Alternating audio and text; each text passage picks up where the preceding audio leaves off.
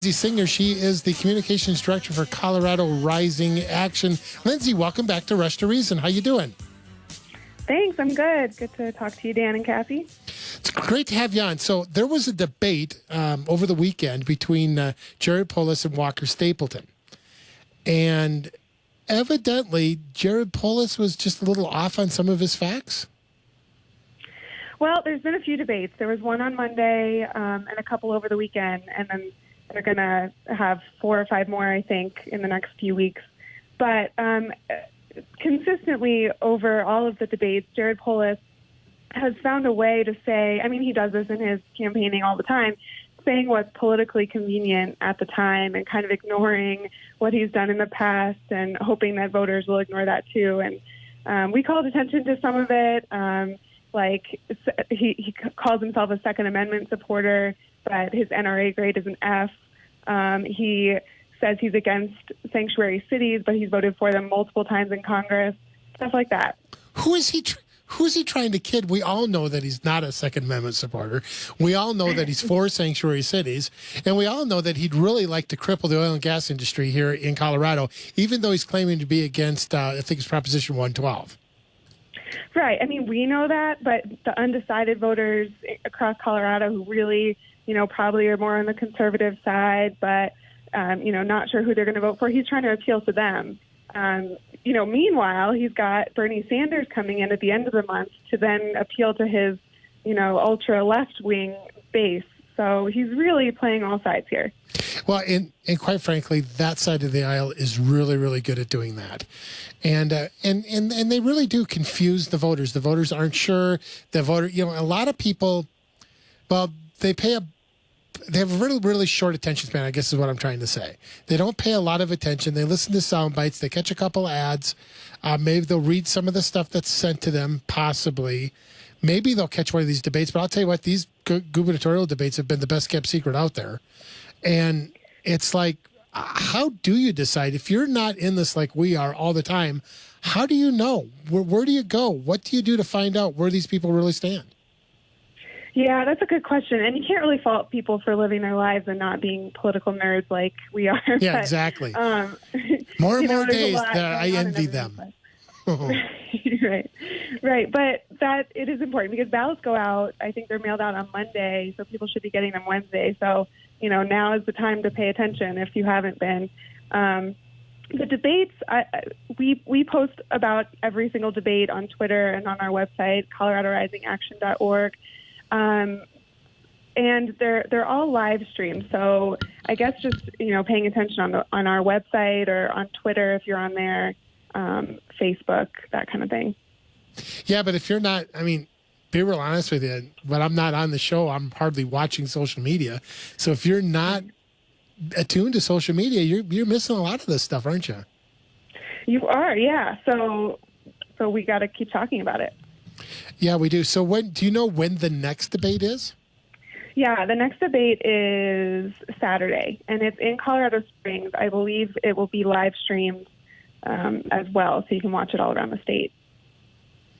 So over there at Colorado Rising Action, what are some of the things that you guys are really trying to point out, really trying to make the voters aware of right now, just, prior to the election? It's coming right up. Yeah, well, so a few things that Jared Polis has brought up during his debates that we're focused on. He talks about health care and his health care policy, what he wants to do, but what he thinks people have forgotten is that he helped pass Obamacare. And so he's part of the reason that our healthcare system is so messed up now. And he's talking about how he's going to fix, costs and make it more accessible. But those are all things that Obamacare was supposed to fix and didn't. And he's partially responsible for that. So he's hoping we forget that, but we shouldn't. Well, Lindsey, I drive for Uber and Lyft when I'm not doing this. And I had some of Jared Polis' staff members in my car. And they were talking about, and they weren't volunteers, they were paid staff. And they were talking about, how Jared Polis is going to give us all free health care. How does that work? And how do we pay for it? And nothing is free, so how do we pay for that? I thought maybe you guys would know. Because if they didn't, when I asked them, they didn't know how to pay for it, but it was going to happen. Right. Yeah, not only free health care, free education, was going to take away, cripple our energy industry. So what he hasn't said in his campaign is how he's going to pay for any of this. So I don't have an answer. No one has an answer to that. But, I mean, I can say he's going to raise taxes and we're all going to be paying for it because there is no other answer. But he just hasn't said that yet. And it's over $90 billion in new spending estimated. What's the current state budget? The state budget is $30 billion. Yeah, so if we're going to add another $90 billion to that for healthcare, great. That sounds like a winner to me. I mean, bring it on. And it's going to come from our pockets and taxes. Yeah, well, it's all going to come out of Cassie's pockets because she makes more money than I do. So tax the rich, right? Good night. They were saying that the top 10% wage earners in America make $150,000 a year. And in Colorado, when you're raising a family, you're not living high on the hog at $150,000 a year. And so who are the rich? Who does Jared Polis and the whole Democratic gang, who do they plan on taxing for this stuff? Who's got all this extra money at the tune of $90 billion? Yeah, I mean, and the point about $150,000, that's part of Amendment 73, which is the education tax hike. And that's household combined income. So it's not even one person making that much. It would be two people's salaries put together, and then they would be taxed. I think it would go up 8% or something like that. I don't know the exact number, but it's going to. Yeah, I'll tell you what. You're a family of four making that in Douglas County or Jefferson County or Boulder County or even Denver County. You're middle class. You're just making it. You're getting by. You're paying your mortgage on time. You maybe you can take a vacation once a year, but you're not rich. You're not loaded. Right. And I think that's how people are hoping that some of these statewide tax increases will pass on the ballot this year, is by saying, oh, it's not us, it's the rich. But it also doesn't follow with inflation. So if you hope to make that much, it will be you in the future. It will affect all of us much more than it sounds. Very, very good. Okay, Lindsey, if people want to follow you and learn more about Colorado Rising Action, how do they find you guys?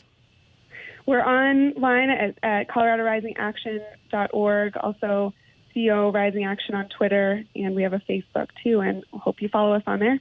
Wonderful. Lindsey, again, thank you for joining us on Rush to Reason. Really appreciate all the hard work you guys are doing. Thank you. Same with you. Have a good night. Thanks. Great having you on.